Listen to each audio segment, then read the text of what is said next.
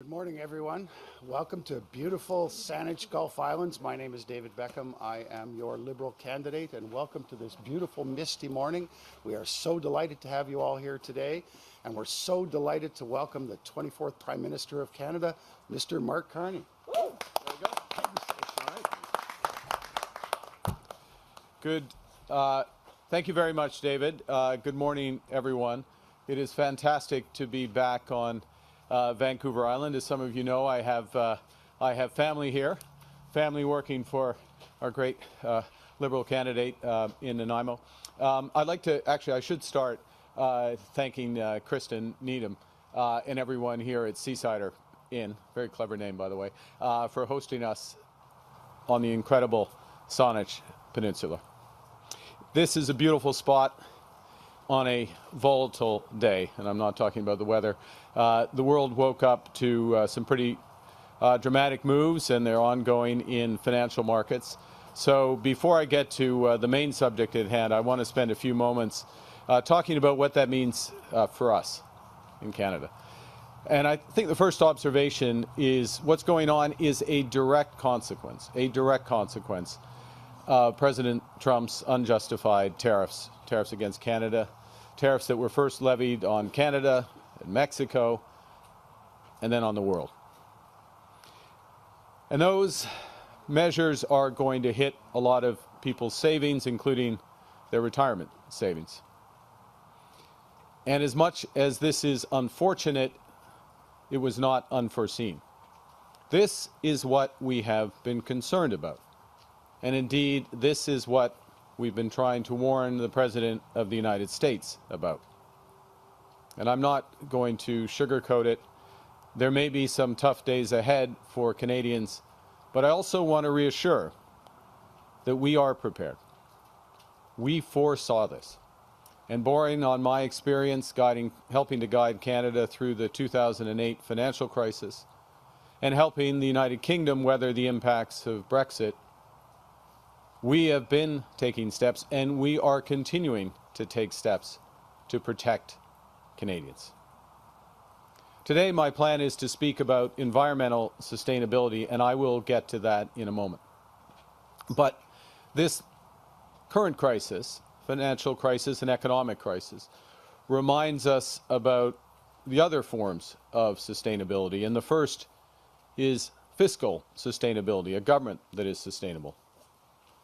La saine gestion des finances publiques nous évite de mettre une charge trop lourde sur les dos de nos enfants et petits-enfants. C'est au centre de la stratégie de mon gouvernement. Nous allons dépenser moins pour que le Canada puisse investir plus.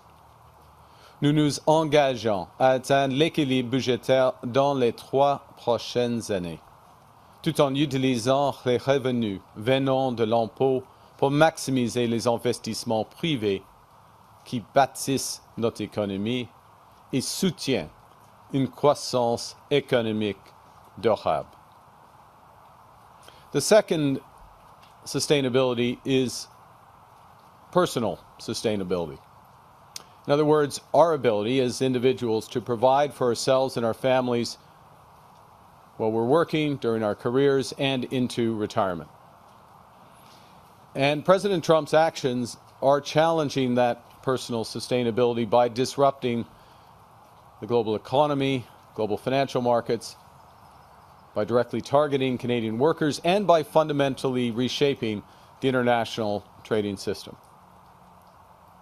So many Canadians are understandably worried about their jobs and their retirement savings, which is why, anticipating this need, we announced this morning that we will help to protect Canadians' retirement savings from this market uncertainty. We will reduce the minimum amount that must be withdrawn from registered retirement income funds by 25% for the next year. And the benefit here is that seniors won't have to withdraw as much of their hard-earned savings when markets are volatile, as they will continue to be until this trade war is sorted out. We will also support seniors by temporarily boosting the guaranteed income supplement by 5%. Low-income seniors are amongst the groups that are most vulnerable during times of economic uncertainty and market pressure. These people are on fixed incomes. They don't, in general, have the ability to work. And this boost will help them to weather the storm. Ça s'ajoute aux mesures pour soutenir les travailleurs que nous avons déjà annoncées. On a temporairement changé les règles entourant l'assurance emploi pour que les travailleurs qui perdent leur emploi n'aient pas à attendre une semaine avant de la recevoir. On a rendu l'assurance emploi plus accessible et plus généreuse. On donne plus de temps aux travailleurs pour se trouver un emploi sans perdre leurs bénéfices. Nous avons aussi agi pour appuyer les entreprises canadiennes. Nous avons reporté les paiements d'impôts sur le revenu ainsi que les versements de la TPS et de la TVH pour les entreprises de début avril à la fin juin, ce qui va fournir jusqu'à 40 milliards de dollars de liquidités à nos entreprises. Nous déployons aussi un nouveau mécanisme de financement pour les entreprises, avec plus de financement pour les agences de développement régional pour qu'elles puissent offrir plus de soutien à nos entreprises. Now, the third kind of sustainability is my principal topic for today, environmental sustainability. We are blessed in this country because we are rich in nature. People from all over the world come to visit BC, to visit Vancouver Island, to visit Canada, to enjoy the kind of view we have right here, right now. Although your view is somewhat better than my view, but that's okay. It's not bad. It's not bad, my view, but better that way. The natural beauty of our nation is stunning, and our natural heritage is virtually without equal around the world. Just as we Canadians care about our language, we care about our culture, we care for our natural world.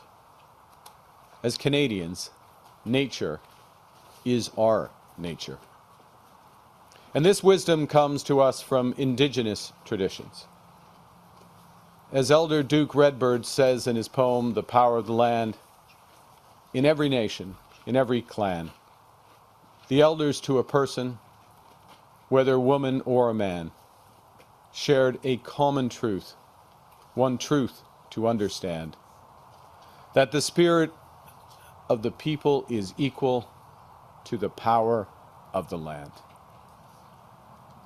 Malheureusement, il faut se rendre à l'évidence, nous n'avons pas assez pris soin de la nature. Au cours de ma vie, nous avons perdu plus de 70% des populations espaces sauvages.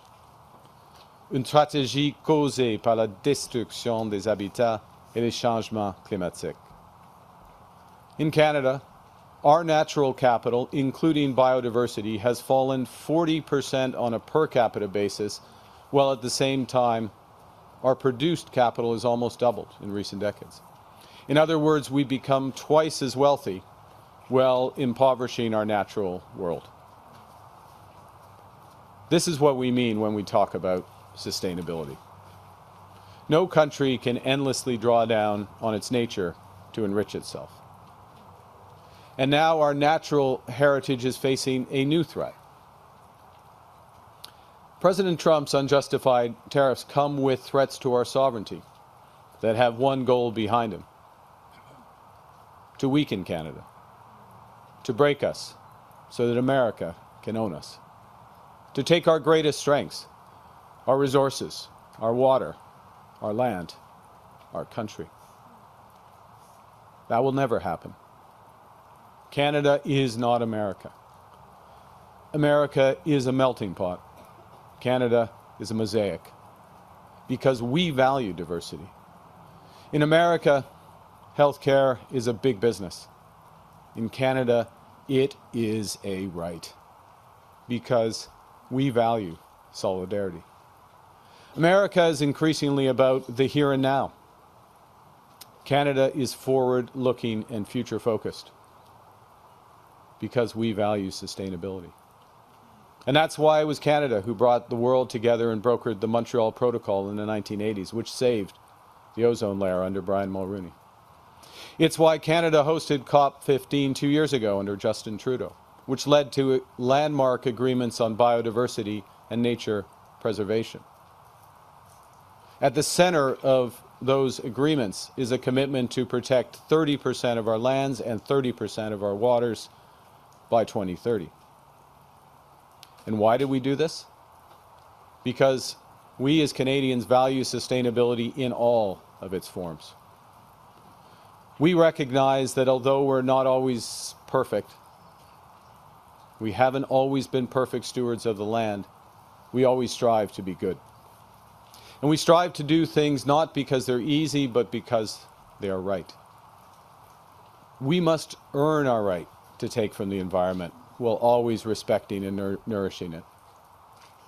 And that's why a new Liberal government will pursue a bold new nature strategy with smart approaches to preserve our natural habitat and to use our finite financial resources to maximum impact. Pour ça, il faut tout d'abord identifier les endroits où nous pouvons avoir le plus grand impact. Nous allons travailler avec les provinces et territoires, les experts et les communautés autochtones et utiliser l'intelligence artificielle, les technologies satellites, la collecte de données sur le terrain pour cartographier les lieux qui sont écologiquement fragiles et riches en carbone. Nous aurons ainsi les données nécessaires pour atteindre l'objectif de cadre mondial de la biodiversité de protéger 30% de nos terres et de nos eaux d'ici 2030, plus rapidement et à coût moindre. In the past decade, we have expanded protected areas from 1% to 15% and protected waters from 1% to just under 17%. We are making good progress. And to help get the rest of the way there, I'm announcing that a new Liberal government will move forward with 10 new national parks and marine conservation areas, along with creating 15 new national urban parks across Canada. At the same time, we will make national parks and historic sites free for all Canadians this upcoming summer. I know when I was growing up in Edmonton, Jasper National Park, Canada's crown jewel, in my opinion. I know, we'll get some debate from behind me, maybe in front of me as well, but my crown jewel, Canada's crown jewel, Jasper National Park, was almost like a second home, and it's certainly where I made lasting memories.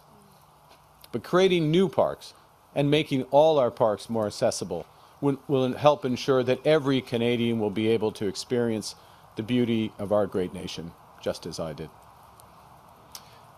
Now, to protect Canada's lands, our waters, and our wildlife, we must turn first to First Nations, Inuit, and Métis leadership. Indigenous peoples are the first stewards of this land. And that's why my government will support Indigenous-led conservation projects and expand Indigenous Guardians programs to include Arctic Indigenous Guardians to safeguard our north. We will also reintroduce legislation at the first opportunity to enshrine First Nations' right to safe, clean, and reliable drinking water under law.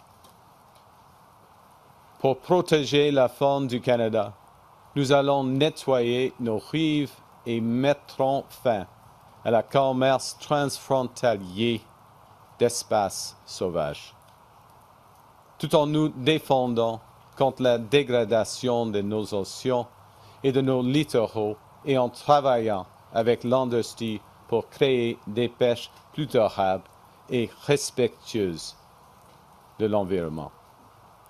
La protection de nos ressources en eau douce et aussi la protection de nos ressources en eau douce est aussi une priorité. C'est pourquoi on prend des mesures pour les protéger en créant un nouveau fonds stratégique de 100 millions de dollars pour les technologies de protection des eaux. Et nous ferons de la protection des eaux l'une de nos principales priorités commerciales et diplomatiques. Now, crucially, our new plan recognizes one undeniable fact. Protecting nature and fighting climate change are intimately linked. Our soils, our oceans, our trees are the best stores of carbon that we have. In fact, nature-based solutions could get us, as a world, almost 1/3 of the way to reducing our emissions and helping to stave off the worst effects of climate change. And at the same time, on the other hand, climate change threatens to irreversibly harm our natural environment. Only by fighting climate change can we protect our natural environment. And only by protecting our natural environment can we protect ourselves, our planet, our future from the threat of climate change. So globally, Canada will work to establish international standards for voluntary carbon markets. That will allow those who choose to protect and conserve our environment in order to fight climate change to be compensated for doing so.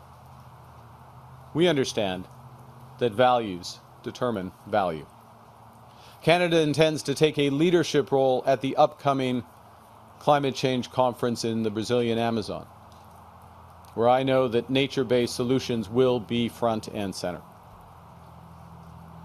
La nature est au cœur de l'identité canadienne, et c'est pourquoi sa protection est maintenant au centre du mandat du nouveau ministère de la Culture et de l'identité canadienne. Mon gouvernement met donc Parcs Canada et la protection de nos terres et de nos eaux sous la responsabilité de ce nouveau ministère. You know, a young child wrote to me the other day that they, and I quote, dream of a Canada where there are many forests and lakes, and that we protect those forests, oceans, and lakes. And that student understands the assignment that we all share, that our environment is our responsibility, and our nature as Canadians is nature. We are Canada. We are Canada sustainable.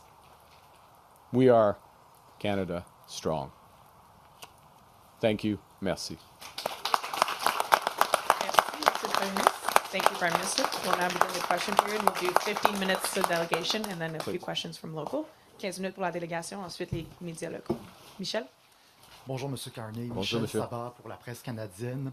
Quel est l'élément principal de votre message aux électeurs qui ont été nombreux à voter pour le NPD lors des dernières élections fédérales en Colombie-Britannique? Et leur faites-vous une promesse progressiste de ne pas couper dans les programmes sociaux?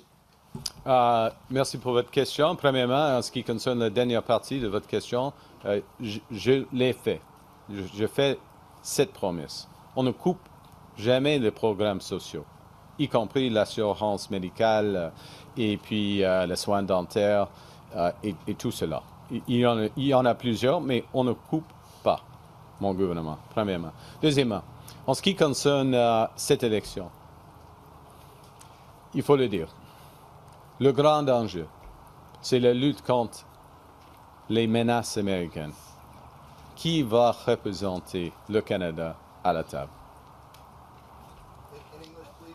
The question, the second part of the question was about a commitment not to cut social programs. I gave an absolute commitment not to cut social programs. I gave a couple of examples. I won't take the whole time. I listed dental care, pharmacare, but I could list many more. We will not cut those. They are at the core of what we do. And I will say one other thing, which I didn't say in French. which is one of the reasons why we want to build a strong economy. We need a strong economy il faut avoir une économie forte afin d'avoir des programmes sociaux. And we know how to build that strong economy. Last bit of the translation, unfortunately, but the reality is that the key issue in this election is who can stand up to the threats from America, to our sovereignty, to our nature, to our livelihoods, to our future. Who do you want at that negotiating table? Monsieur. Les marchés chutent. Vous en avez parlé en ouverture de votre discours, mais seulement en anglais. Que dites-vous donc aux Canadiens qui sont inquiets? Premièrement, oui, la situation est difficile, il faut le dire. Premièrement, il faut reconnaître. Deuxièmement, nous avons une stratégie de se battre contre les Américains afin de changer les politiques tarifaires des Américains, premièrement, et on fait de progrès. On verra dans quelques semaines, mais on fait de progrès. Deuxièmement, en ce qui concerne, et le deuxième élément, c'est de protéger nos travailleurs et protéger les gens qui ont déjà pris leur retraite avec des initiatives très spécifiques en ce qui concerne les épargnes des gens qui sont pris leur retraite. Et finalement, et ça c'est fondamental, et de bâtir notre économie. Il faut bâtir l'économie à partir de maintenant. OK? Prochaine question. Monsieur? Bonjour, Christian Noël de Radio-Canada. En Colombie-Britannique, aujourd'hui, vous faites le choix de faire une annonce sur l'environnement, sur la protection de la nature. Oui. À l'aube de la campagne électorale avec les premiers ministres, vous avez promis de bâtir des corridors énergétiques, de réduire les évaluations environnementales de 2 à 1. En quoi est-ce que ce n'est pas contradictoire? Et qu'avez-vous à dire aux électeurs, notamment des néo-démocrates qui s'en inquiètent? Premièrement, il faut faire plusieurs choses en même temps comme un gouvernement. OK? À ce moment-là, par exemple, au Québec, les gens au Québec, les entreprises au Québec utilisent 7 jours, ce jour-ci, 350 000 barils de pétrole, jour par jour. Et 70% de ce pétrole viennent des États-Unis.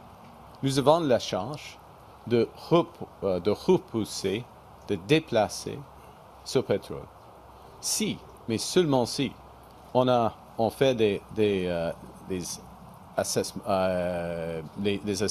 d'impact assessments, pardon, et puis, mais s'ils ont tout d'accord, c'est-à-dire le Québec, les peuples autochtones et toutes les autres provinces et le fédéral. Et cette initiative d'avoir un projet, une revue, c'est parce que nous sommes à l'aise avec le processus environnemental du gouvernement du Québec. OK. En anglais, s'il vous plaît. In English, we have to be able to do in government more than one thing at one time. We are moving to protect the environment. Announcement today, the focus of the question is on developments of conventional energy. I use the example of Quebec, which uses 350,000 on average barrels of oil a day, 70% of which comes from the United States.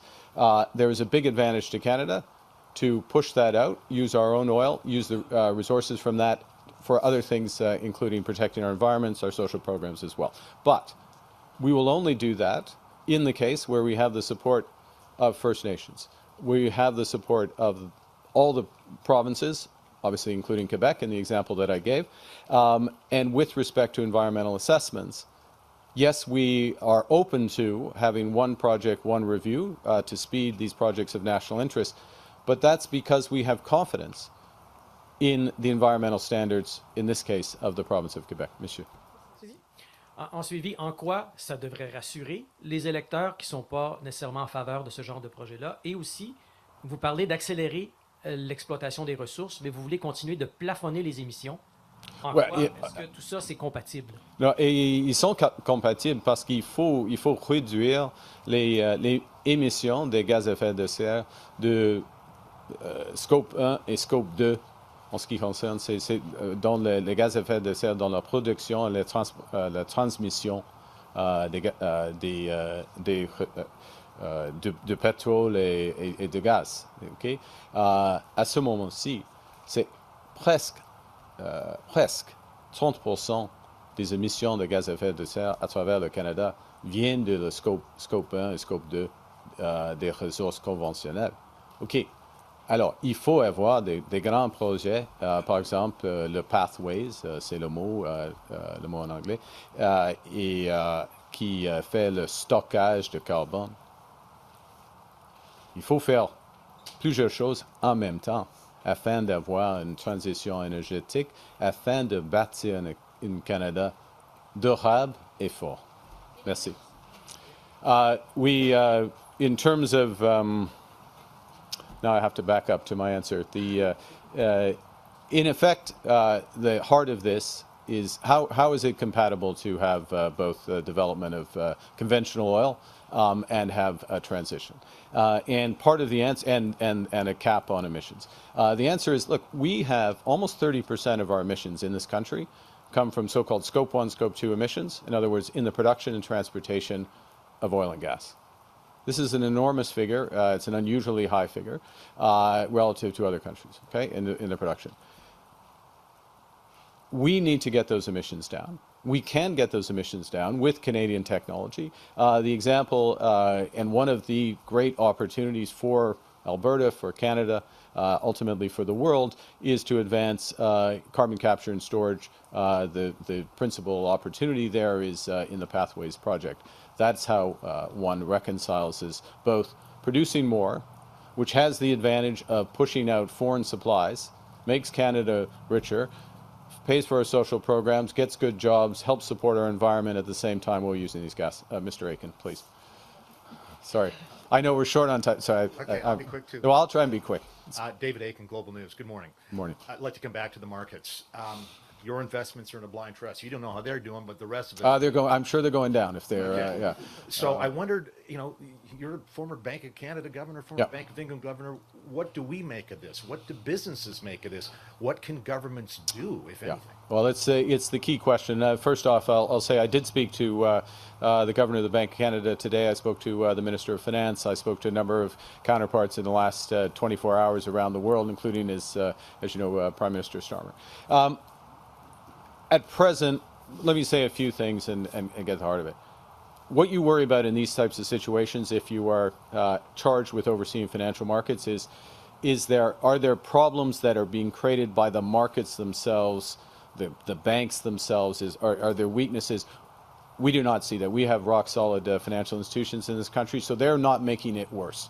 Okay, so but what is happening in the markets is they are reacting to what we have warned about, which is that these tariffs are fundamentally damaging to the American economy and by extension to the global economy. So what needs to be done in a situation like this is, yes, there's a lot of technical things and liquidity and lots of work, that needs to be done to make sure the markets function and the markets don't make it worse. I have confidence in the Governor of the Bank of Canada, Minister of Finance, they're on top of it, and also have confidence in Canadian institutions. So Canadians can be reassured on that. But what you need to do in a crisis, and I've long experience in this, is you need to meet it with overwhelming force. You need to meet it with overwhelming force. And the situation at the heart of this is uncertainty about U.S. policy, or to make it worse, is greater certainty that U.S. policy will be self-harming to the American economy, and therefore the global economy, if the U.S. doesn't walk back from this tariff policy. We can't control the United States. We can't control President Trump's decision. We can speak, and we do, and influence and inform. We can control what we do here in this country, and that's why we're being clear about, and we've been clear from the start, in terms of the huge payback if we have one Canadian economy, not 13. The huge payback for major projects of national interest. The ability to catalyze investment in this country of all sorts, and the importance of diversifying our trading relationships around the world. And I will say in the last 48 hours, I've had a series of conversations around exactly, well, in fact, all of those aspects. Sorry, David, I'll hand back. But, so the way we need, and what Canadians, I think the core message to Canadians is something I've said over and again, but I want to really emphasize. We can give ourselves far more than the U.S. can take away. So the U.S. is driving itself into a recession, pressure on the world if the U.S. doesn't change course. But what we can control is where we invest here, how we support our people, and that's what we're doing. Interesting you mentioned about making sure markets work. You'll recall in the 08-09 fiscal crisis, you as governor took some steps to make sure that our banks were liquid. Prime Minister Harper took similar steps on fiscal policy. We came out of that recession faster, I think, than anybody else, Right, because of some of the steps that we're taking. This time around, first of all, do you anticipate Canada and or North America entering a recession? Has that likelihood increased? And 3, what steps might a government take to, like you did in 08-09, make sure we come out of that recession more rapidly? Exactly the right question. In terms of, yes, the probability of a recession in the United States has gone up significantly. You see that from independent commentators, and something that we had warned about, and I take no joy in that it becoming more likely. That will have significant effects on the Canadian economy. It's very hard for us to avoid that area. That's part of the reason why in advance of this election we made the changes to EI to make it more generous. It's part of the reason why we made the changes to provide liquidity to Canadian companies so they're not pulling back unnecessarily. And I think that we're at a situation where those steps will help provide for companies the financing that's necessary in order to do. There's other things that can be done on the margin. What we're going to need to do, though, government, what Canadians will choose their government in a few weeks. My judgment, my government will act with force. We will accelerate major investments. We will provide very clear guidelines on where we're going to spend money, where the returns are going to be for the private sector, where we're going to take regulations away. I'll give you one example to make that tangible, David, but there are many more. We announced at the first ministers' meeting 2 weeks ago, 10 days ago, just before calling the election, that we will remove all federal barriers to interprovincial trade, mobility, by Canada Day. We will table that legislation by Canada Day. We've left instructions for the officials to be developing that. We, as the Liberal Party, are developing that, and the first item of business, if we are returned, is going to be accelerating that, because that's the kind of certainty that you help to provide for business to make those investments. And Canada moves forward as Canada, not reading Truth Social and X and watching tweets down there. We'll take charge.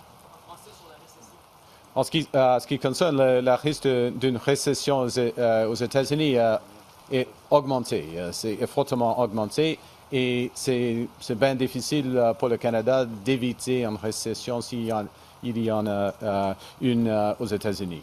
Mais nous sommes maîtres chez nous. Nous contrôlons notre destin économique. Il faut agir avec de la force. Et mon gouvernement va le faire si nous sommes élus. We'll do a last question from the delegation before going to local media. Yes, thank you. Good morning, Nijuda Melissa, Globe and Mail. Hi. I'm wondering if you think sending out a carbon rebate when you've taken away the actual levy constitutes as an election goodie. Do you worry that voters will see it as a voting bribe? No, it's a very well thought through thing, because what our commitment was from the start. It was a commitment I made during the leadership campaign, and then we followed through once I had been chosen and was Prime Minister. And our commitment was that we were going to make Canadians whole. So, well, Pierre Poilievre said axe the tax and never said anything about the rebate, didn't acknowledge that it exists, didn't acknowledge that more than 70% of Canadian households were coming out ahead of the combination of paying the consumer carbon tax and receiving the rebate. We recognized that they were coming out ahead.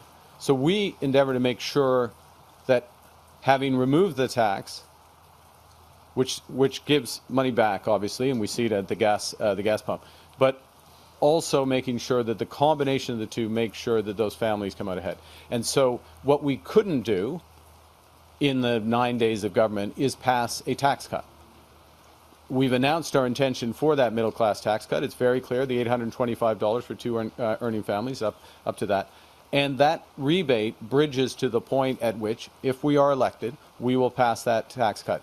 The numbers add up. It makes sure that those families come out ahead. So it's absolutely consistent with what I said effectively from January 15th when I launched my, my leadership campaign. It's the right thing to do, and that's why we did it.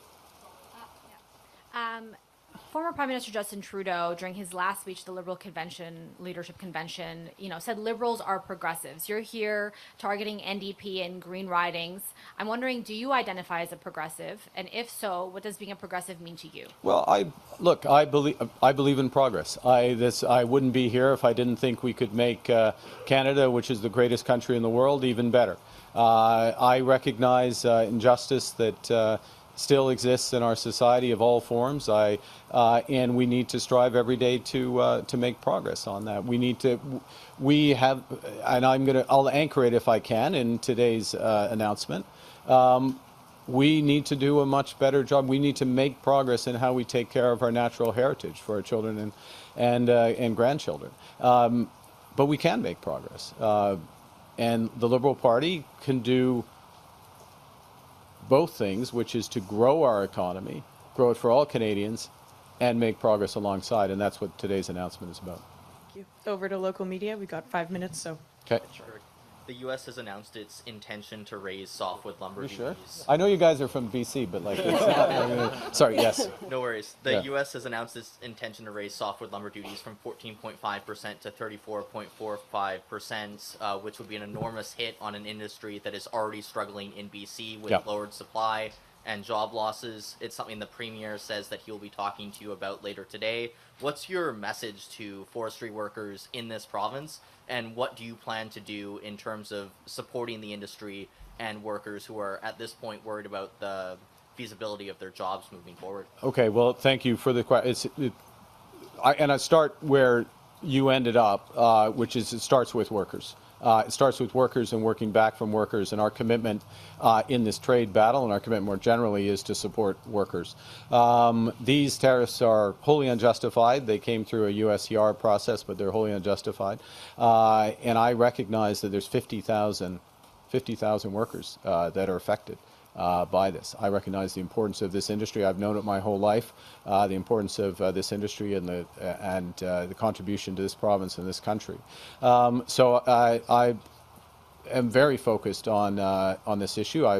Premier Eby and I will be discussing specific measures that can be taken. We have made very clear that we will act. We have a strategy to fight, protect, and build. And we are fighting unjustified tariffs. This is another unjustified tariff. You can expect us to fight against it. And you can expect us to take specific steps to protect those workers. Last point, if I may, on building. And this will take some time, but this is fundamental. We announced a week ago today a new housing strategy for Canada, an intention to double the rate of house building to 500,000 homes a year, and anchoring that back into mass timber, Canadian lumber, Canadian solutions. So it takes time, and it won't fully replace a U.S. market. We're going to fight hard to get that access to U.S. market, but we also have to have the ambition, and we do have that ambition, to build in this country, to use our resources. Thank you. Richard Zussman, Global BC. Welcome to British Columbia. Thank you. What took you so long to come back? And also, you're meeting with Premier David Eby today. He is. Didn't we just see each other like a few weeks ago? But yeah, okay. Election. You've been in many other provinces, not British Columbia yet. You're here now. I am. Thank you. And it's beautiful, as always. Yeah. Premier Eby has been expressing concerns for months about the way equalization works. He says BC doesn't get its fair share, that we don't get major infrastructure funding from the federal government as we should for things like the Massey Tunnel. We're not getting the right amount of money to support immigration in this province, to support things like housing, to support the province to build schools and hospitals. Would your government consider looking at equalization and supporting provinces based on the burden they take when it comes to federal programs like immigration? Thank you, Richard, for the question. I look forward to the meeting with Premier Eby, and we have regular discussions. So this is part of those discussions. I'm a huge believer in federalism, and I'd say the following. I start from results and work backwards from results. The major infrastructure here, developing this economy, ensuring that social safety net is adequately funded in British Columbia and all provinces and territories. I start from that, and then how do we best make that happen? I think some of the biggest impacts on infrastructure are going to be this focus on projects of national interest at this time of crisis. That's, to go back to Mr. Aiken's question about the economy, that's how we're going to have the biggest response here is to move those forwards rapidly. So there will be a series of things outside of equalization that are new and that are high impact that we'll look to work forward. But I'm always open, and with respect to immigration, last point, they are... We have not lived up to our promise to those we brought to this country. We don't have the capacity in terms of housing, social services, and those who came as students. They're not all getting the education they deserve in Canada. We need to build that capacity. We need to manage immigration at lower levels for a period of time, until we have those results and the capacity. And of course, that means working very, very closely between the federal and provincial governments. Thank you. We'll do a last question, please. Yes. Cindy Harnett with the Times Colonist, and we welcome you anytime. And Thank you. Thank you. I know. Conservative leader Pierre Poilievre yesterday brought up the fact that BC is overwhelmed by the fentanyl crisis right now. He talked about putting more money into overdose or recovery, and he also talked about clamping down on overdose prevention sites, consumption sites, supervised sites, which are, of course, approved by the federal government. So if you can talk about, will those approvals continue under yourself? What is your plan, and will you talk about that with David Eby today? I will talk about it with the Premier, not least because, the direct delivery of that is at a provincial, of those sites is on a provincial level. We are undergoing a review of the effectiveness of these. Again, I'm going to go back to results and whether or not this is the best mechanism going forward, or the best approach going forward. I will say this as well, which is that we are attacking the fentanyl crisis on multiple levels. It starts with source, the supply of fentanyl and its antecedents. 10,000 border agents, Black Hawk helicopters, drones, specific targeting of the cartels that are producing, a process that has been reducing the supply, at least the trans-border supply, quite significantly. It goes to working directly with the provinces on treatment, and it also goes to better supporting loved ones who are dealing with the horrors of addiction. Thank you. Thank you, Prime Minister. C'est ce qui m'a fait notre presse conférence. C'est ce qui m'a this was an enter press conference. Thank you. Merci beaucoup. Thank you. You guys okay? Are you going to send me out there? Can I do